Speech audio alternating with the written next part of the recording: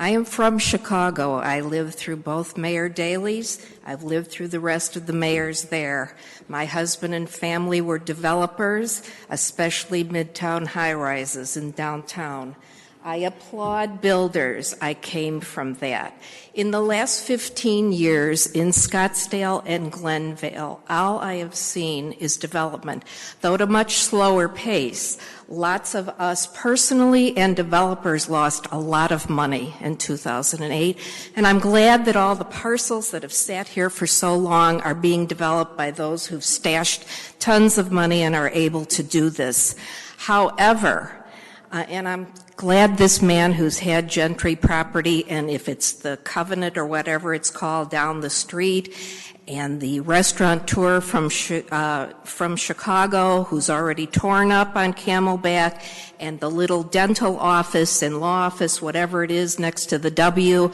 That's 4 working projects on Camelback, which is sickening. I talked to the people who represented this project when they came to our Scottsdale Shadows. The access and egress for this project are disgusting. We only have one access and egress for 834 units. The proposal for the number of units you're putting in is enormous. Then consider what you've got, the entertainment district. I just sat on a trial for disorderly conduct and drunkenness in your courts.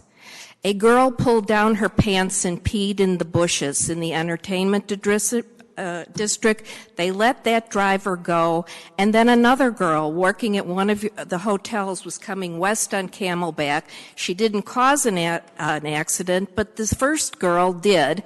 To cause another disorderly conduct. I'm concerned that the laws and the ordinances are going to change to allow more liquor down Camelback eastward. I don't see the buildings across the street of me. I hate to say what this man said. Yes, they're declining, but the owner does keep them up. They, on some days, happen to look better than where I live. And I feel terrible for the need to have to tear that down and displace all of the people. Another concern I have is that it was stated that this is going to be done in 10 phases. I know in Chicago you have to have a lot of money to back 10 phases. I don't know what kind of money the owner of this property has, and a 10-year phase of all the building that I've seen through the years can go down and under, and then we'll be sitting with dead-end property there. I want to talk about the swale. Ms. Cohen, your time has expired. Sorry, is there any way after this I can speak? You can, no. Okay. So long, I hope you're listening to this. I note from reading that you're the only one against a lot of this development, and maybe it's time to look at it seriously. Thank you so much. Thank you, Ms. Cohen. Alex McCarron, followed by Crystal Wavy.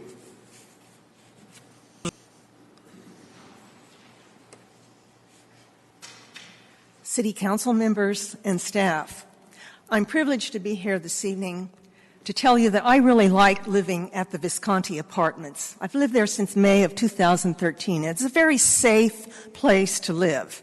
And no, it is not trashed. The apartment management, Greystar, takes great measures to keep the property in good shape and keep the apartments in good shape. I don't see this deteriorating. If you want to develop something, why not on Heather Bray or Glen Rosa? That's really an eyesore there.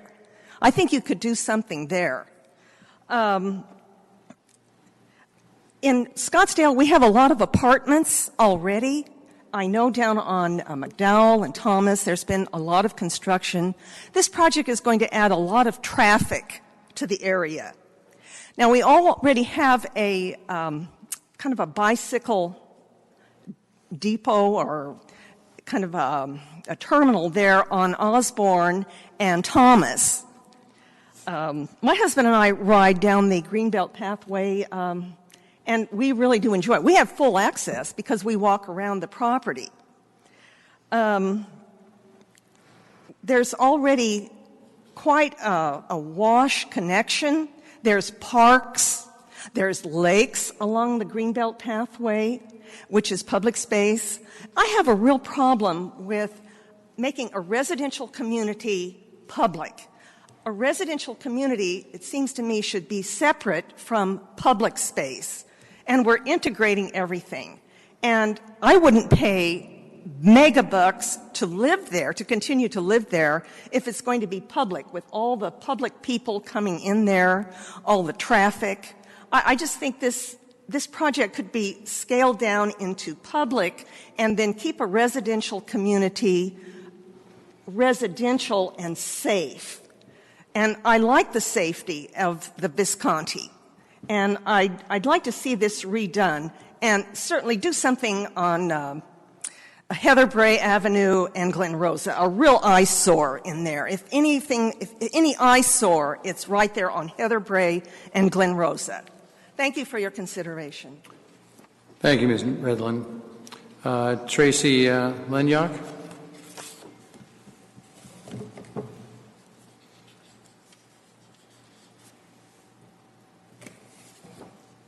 You said my name right. Thank you. Thanks. I live at Visconti, and I've lived there 17 years, and this is the third meeting I've come to, and I don't want to be homeless. I like where I live.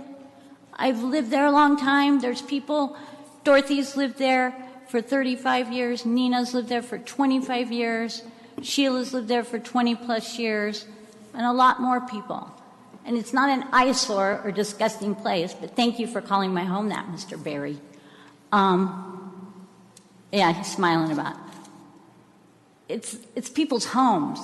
There's over 1,500 apartments and over 2,000 people's lives, probably more, that are going to be affected by this. There's no relocation plan. They've called me into the office. There's no relocation plan. After the first meeting, I was told the owners felt that you were sad because you were going to be homeless. How would you react to that? I have never driven one day in my life, so I walk the sidewalks constantly. I get run over by bicyclists who never utilize over 25 miles of bicycle lanes already.